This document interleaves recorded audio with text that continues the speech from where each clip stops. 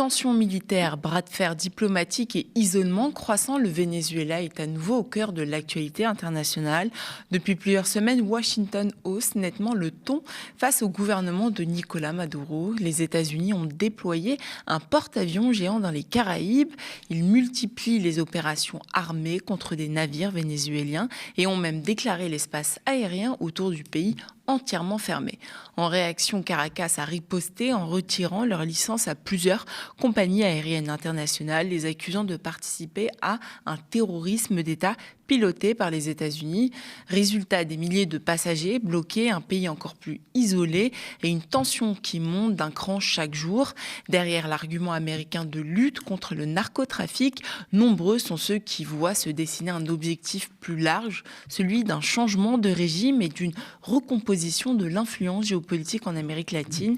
Pour comprendre ce qui se joue réellement, ce que veut Washington et comment réagit Caracas et jusqu'où cette confrontation peut aller, nous recevons aujourd'hui Thomas Posado, maître de conférences en civilisation latino-américaine contemporaine à l'Université de Rouen.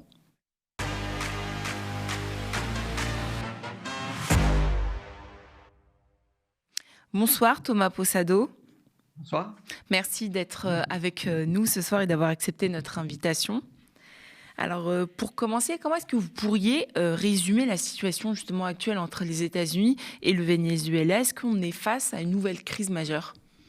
Oui, c'est le moins qu'on puisse se dire. Il y a eu une escalade unilatérale de la part de Donald Trump depuis la fin du mois d'août, début du mois de septembre, avec au départ la multiplication de bombardements de navires accusés de narcotrafic, mais on n'a aucune preuve jusqu'alors, coûtant la vie à 83 morts et de menaces qui sont toujours plus précises contre le Venezuela. Vous parliez de cette forme de blocus aérien qui est en train de se mettre en place, alors avec d'abord des recommandations aux compagnies aériennes de ne pas utiliser l'espace aérien, des compagnies aériennes qui, pour certaines, par peur de ce qui va se passer, cèdent à la pression états-unienne, et désormais des menaces de Donald Trump qui sont carrément de considérer que l'espace aérien est fermé. Ajouter à cela, enfin, le déploiement militaire, vous en parliez, il est massif, c'est sans précédent dans la région depuis les années 90. La dernière intervention multilatérale des États-Unis dans la région, c'était à Haïti. Et pour retrouver une intervention aussi unilatérale des États-Unis, c'était en 1989 contre le Panama de Manuel Noriega. Donc on est dans un déploiement massif. C'est 15 000 hommes, c'est 15 navires de guerre, dont le plus grand navire de guerre du monde, le porte-avions Gerald Ford, et des appels au départ de Nicolás Maduro qui sont toujours plus insistants. On a eu le récit d'une conversation téléphonique entre Donald Trump et Nicolás Maduro qui serait passée hier, où Donald Trump appellerait Nicolás Maduro à s'exiler en Russie. Donc, enfin, c'est une menace, une ingérence, une intervention, une menace militaire à peine voilée de la part de Donald Trump contre le Venezuela. Justement, vous l'expliquez, donc les États-Unis multiplient les pressions, les opérations militaires et aussi les déclarations tonitruantes. Est-ce qu'on est face aussi à une démonstration de force disproportionnée vis-à-vis d'un État qui est quand même de plus en plus fragilisé et isolé? Oui, bien sûr, c'est la première puissance du monde en termes militaires, les États-Unis, et on a une démonstration de force qui est évidemment disproportionnée. Après, disproportionnée à la hauteur de ce qu'on veut. Si c'est ce supposé objectif de narcotrafic, c'est complètement disproportionné. Si l'objectif est un objectif de changement de régime, comme le prétend, enfin comme on le suppose de la stratégie de Donald Trump, mettre 15 000 hommes et des navires de guerre, oui, c'est un objectif cohérent. Enfin, je ne l'approuve pas pour autant, mais c'est un objectif cohérent. C'est même assez peu si Donald Trump envisage une intervention terrestre. La plupart des spécialistes convergent sur le fait qu'une intervention terrestre supposerait beaucoup plus de navires de guerre et autour de au minimum 100 000 hommes. Le Venezuela, c'est pas le Panama ou c'est pas Haïti, pour prendre les exemples dont j'ai parlé précédemment. C'est un pays d'1 million de kilomètres carrés, ça représente 2 fois la France.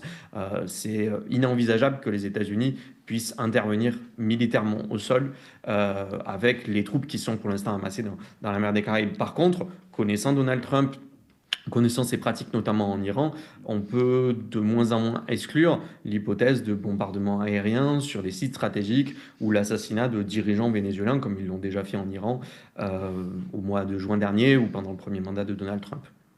Et Caracas a réagi. naturellement. Pourtant, leur réaction a été critiquée en Europe comme, je cite, disproportionnée. Comment est-ce que vous expliquez justement le fait que ça a été qualifié de disproportionné?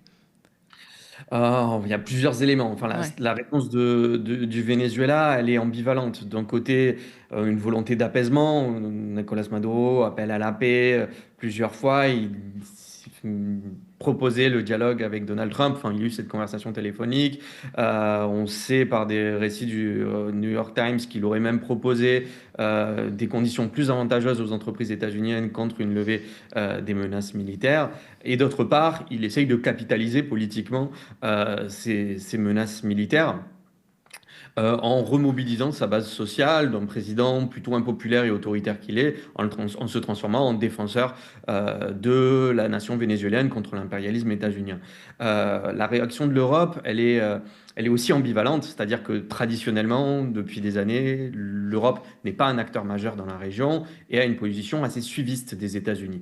On se rappelle du moment de l'autoproclamation de Juan Guaido, où une soixantaine d'États dans le monde se sont mis à reconnaître un chef d'État alternatif, président de l'Assemblée nationale, mais qui n'avait aucun pouvoir effectif dans le pays, qui était d'opposition à Nicolas Maduro. Donald Trump avait embrayé, c'était durant son premier mandat, et la plupart des États de l'Union européenne avaient suivi de manière assez acritique. On remarque que la radicalité de l'opération que mène Donald Trump actuellement dans la mer des Caraïbes suscite tout de même quelques critiques de la part des États européens. La France a condamné ces opérations contraires au droit international. Ça ne veut pas dire qu'elle a agi pour Oui. autant. Le Royaume-Uni a mis fin au partage d'informations concernant ces bombardements dans la mer des Caraïbes, en connaissant les conséquences que ça peut agir, parce que c'est des actes complètement illégaux du point de vue du droit international, avec des crimes qui sont commis. Je parle de la mort de 83 personnes, donc y compris des alliés proches des États-Unis, comme la France, comme le Royaume-Uni, tiquent devant la radicalité de la politique de Donald Trump. Ils ne sont pas non plus à s'opposer, ils sont géopolitiquement plus proches de l'axe atlantiste, pour le dire clairement, que d'un allié proche de Vladimir Poutine et Xi Jinping, qui est Nicolas Maduro. Mais la radicalité de Donald Trump fait que Donald Trump est relativement isolé, à part les quelques pays de droite et d'extrême droite, particulièrement radicaux dans la région. Mais sinon, il n'a peu d'alliés internationaux dans sa croisade unilatérale contre supposément le narcotrafic, véritablement Nicolas Maduro. Justement, on entend souvent dire que la position américaine envers le Venezuela relève d'un retour de la doctrine Monroe, donc l'Amérique aux Américains. Est-ce que Washington, selon vous, agit encore selon ce vieux principe, ou est-ce désormais plutôt une posture stratégique pour garder le contrôle énergétique et géopolitique de la région? Alors, ce qui est intéressant avec l'application de la doctrine Monroe, c'est que la doctrine Monroe, elle a été prononcée au moment où c'était l'Amérique aux Américains en 1823 contre les interventions européennes à l'époque. Et les États-Unis étaient un pays jeune, pas en mesure de mener ces interventions. Elle est devenue une doctrine offensive au début du XXe siècle, au moment où les États-Unis étaient une puissance conquérante en ascension industrielle, quand les États-Unis sont devenus la première puissance industrielle et ont volé, pour le dire rapidement, l'indépendance de Cuba et promu et obligé la sécession de Panama de la Colombie. Aujourd'hui, on est dans une situation où effectivement, Donald Trump se réfère à cette époque où les États-Unis commencent à intervenir brutalement en Amérique latine et essayent de prendre le contrôle de cette région, mais dans des circonstances tout à fait opposées. C'est-à-dire qu'aujourd'hui, les États-Unis sont une puissance déclinante en Amérique latine, doublée en termes commerciaux par la Chine dans la plupart des pays d'Amérique du Sud depuis le début du XXIe siècle. Et ces possibilités d'ingérence, elles peuvent accélérer le déclin des États-Unis.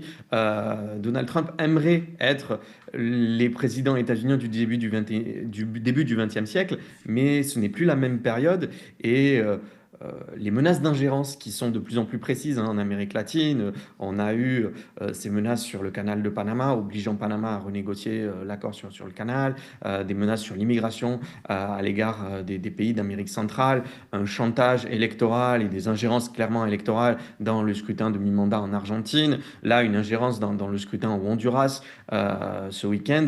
On a une accumulation qui pourrait peut-être même se retourner contre les États-Unis, qui peuvent voir dans la Chine un partenaire potentiellement plus fiable et moins pressant que les États-Unis. Et tout à l'heure, vous l'avez évoqué, les États-Unis justifient aussi leur déploiement pour, en tout cas contre la lutte anti-drogue. Quand on sait que le fentanyl arrive surtout de Chine via le Mexique, comment comprendre justement cette fixation spécifique sur le Venezuela? Et est-ce qu'il y a encore des preuves crédibles justement sur les navires bombardés par les forces américaines qui participent réellement au trafic de drogue?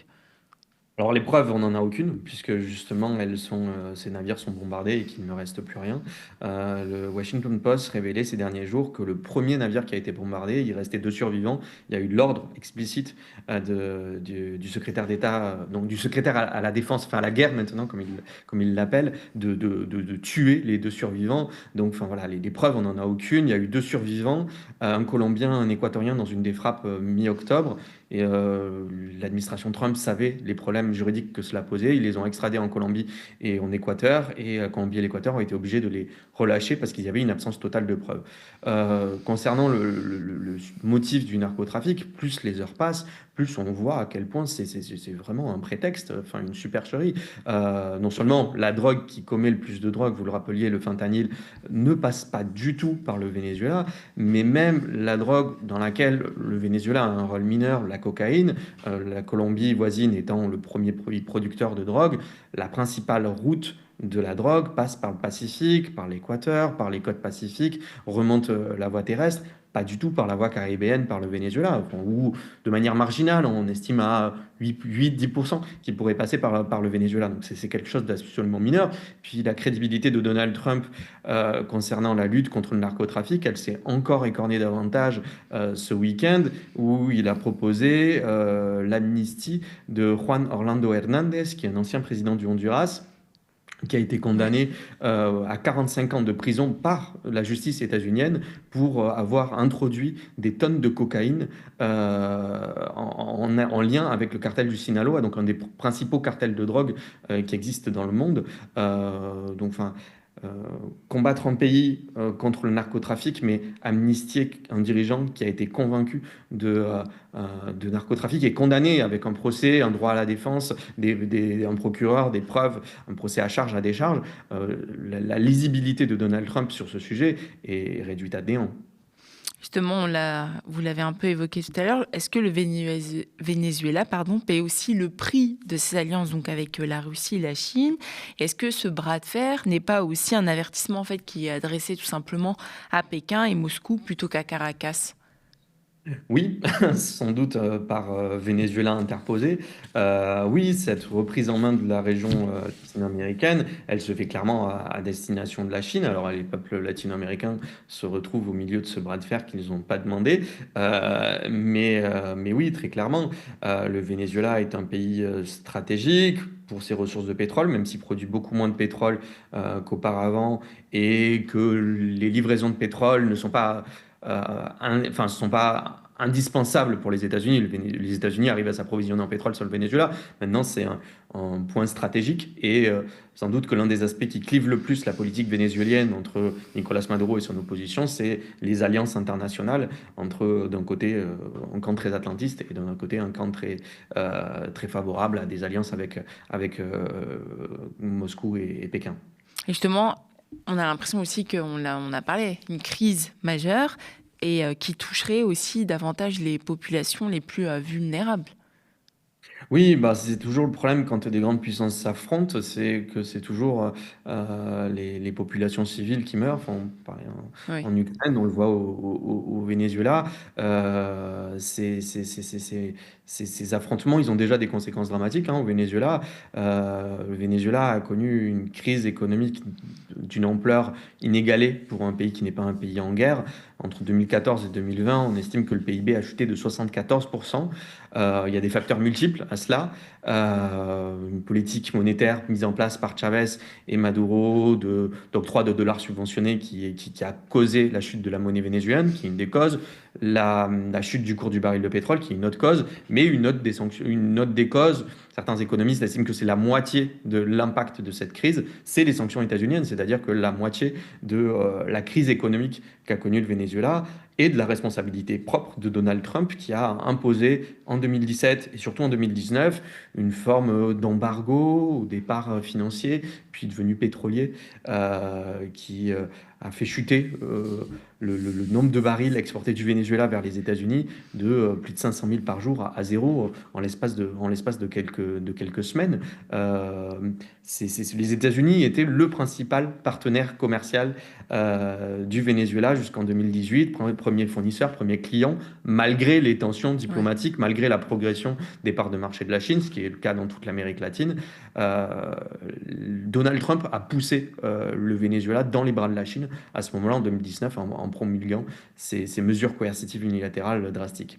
Et justement, pour sortir de cette logique de confrontation imposée en grande partie donc, par Washington, quelle alternative diplomatique reste possible selon vous? Bon, alors dans l'immédiat, je pense qu'une opposition à ces interventions me semble indispensable.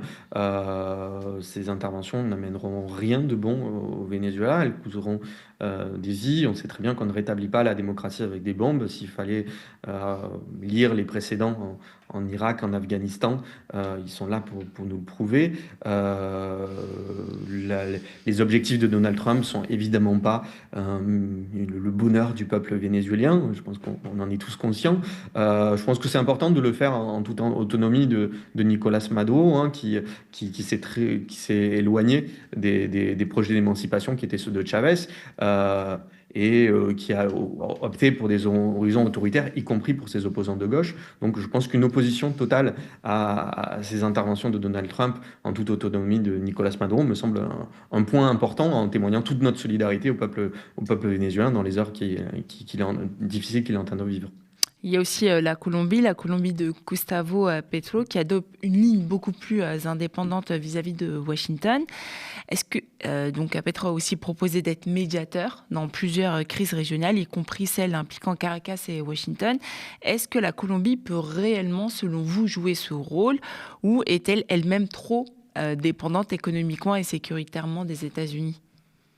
Gustavo Petro est sans doute le chef d'État qui a eu les paroles les plus frontales, les oppositions les plus frontales avec Donald Trump, y compris sur ce sujet, Mm. alors qu'il a une frontière avec le Venezuela et qu'il est visé hein, par l'administration Trump. Il est désormais interdit de séjour aux États-Unis. Mais il a interrompu tout envoi, tout partage d'informations sur le narcotrafic pour arrêter ces bombardements dans les Caraïbes. Il s'est opposé totalement à une intervention au Venezuela. Il a maintenu un dialogue avec Nicolas Maduro. Il a pas reconnu les résultats des dernières élections en juillet 2024 en considérant que les résultats étaient frauduleux, mais il a une posture très frontale à l'égard de Donald Trump. Est-ce qu'il est en mesure de jouer un rôle de médiateur? C'est difficile à dire parce qu'aujourd'hui, la seule personne qui peut arrêter cette crise, c'est Donald Trump. C'est Donald Trump qui mène cette escalade de manière unilatérale et toute la bonne volonté du monde de Gustavo Petro, de Lula, qui a aussi proposé ses services de médiateur, ne peut pas empêcher Donald Trump de mener, à moins qu'il veuille protéger hein, militairement le Ouais. Venezuela. On n'en est pas, on n'en est pas là. Puis même pour protéger militairement le Venezuela, enfin, il faudrait des armées plus puissantes. Hein. On est face à la première armée du monde. Ni la Colombie ni le Brésil ne sont malheureusement en mesure de résister à un rapport de force aussi asymétrique entre la première puissance militaire du monde. Venezuela, on estime que son budget militaire est entre la 50e et 60e position. C'est une puissance qui peut infliger des résistances aux États-Unis, mais qui n'est pas en mesure de résister à une telle puissance de feu. Mais on a l'impression quand même que Trump ne semble pas s'en soucier parce qu'il y a eu quand même une intervention américaine qui est assez ciblée. Il y a des frappes, vous l'avez dit tout à l'heure aussi, les assassinats ciblés. Et tout ça, ça viole aussi le droit international. Finalement, à qui profite cette escalade? Aux États-Unis, à l'opposition vénézuélienne, à personne? Enfin, à qui? Alors, au sein de l'opposition vénézuélienne, il y a des voix hein, qui sont hostiles à cette intervention militaire. Il y a un éditorial du journal El Nacional, qui est un journal d'opposition, qui s'oppose à cela. Enrique Capriles, qui a des mots assez justes, un ancien candidat de l'opposition sur ce sujet. La direction de l'opposition actuelle, celle de Maria Corina Machado, elle est effectivement favorable à Donald Trump. Elle a une stratégie subordonnée à la stratégie de Donald Trump et elle veut utiliser la communauté internationale, enfin, dans son langage, les États-Unis, dans ce qu'on peut voir dans les actes, pour renverser, pour favoriser ce changement de régime, renverser Nicolas Maduro. Euh, c'est difficile de savoir qui va gagner parce que Donald Trump est tellement imprévisible qu'il peut du jour au lendemain opter pour une stratégie de négociation et rendre caduques tous les espoirs de Maria Corina Machado de renversement de Nicolas Maduro. Et ça peut terminer que Nicolas Maduro sorte en héros de la souveraineté nationale parce qu'il a réussi à vaincre les pressions de Donald Trump, ou Donald Trump va arriver par une manœuvre de communication à imposer, je sais pas, il se disait par exemple potentiellement une alternance au sein du camp madouriste, où par exemple Nicolas Maduro s'en irait et ce serait la vice-présidente qui prendrait le pouvoir, permettant à Donald Trump d'avoir une victoire facile sans qu'il y ait réellement de changement. C'est difficile à savoir comment tout cela va terminer, parce que Donald Trump nous a habitués à se contredire, y compris Oui. dans une même journée. Donc, enfin, est-ce que ce sera la stratégie du matin ou la stratégie de l'après-midi qui va primer? Je n'en sais guère, et Donald Trump lui-même ne le sait pas. Il y a derrière ça des contradictions au sein de l'administration états-unienne. On sait que Marco Rubio joue beaucoup de sa carrière politique là-dessus et pousse vers une intervention militaire la plus dure qui soit, parce qu'il est très lié électoralement, hein. Il a fait sa carrière en Floride. Il est très lié au milieu d'opposition cubain et vénézuélien, qui sont pour une stratégie de changement de régime depuis de longues années, avec une optique un peu néoconservatrice, comme était celle de George W. Bush, et qui n'est pas la même stratégie que le camp de Donald Trump, le camp MAGA, un camp plus isolationniste et plus hostile à toute intervention à l'étranger. Merci beaucoup Thomas Poussado pour vos analyses. Je rappelle que vous êtes spécialiste des civilisations latino-américaines à l'Université de Rouen.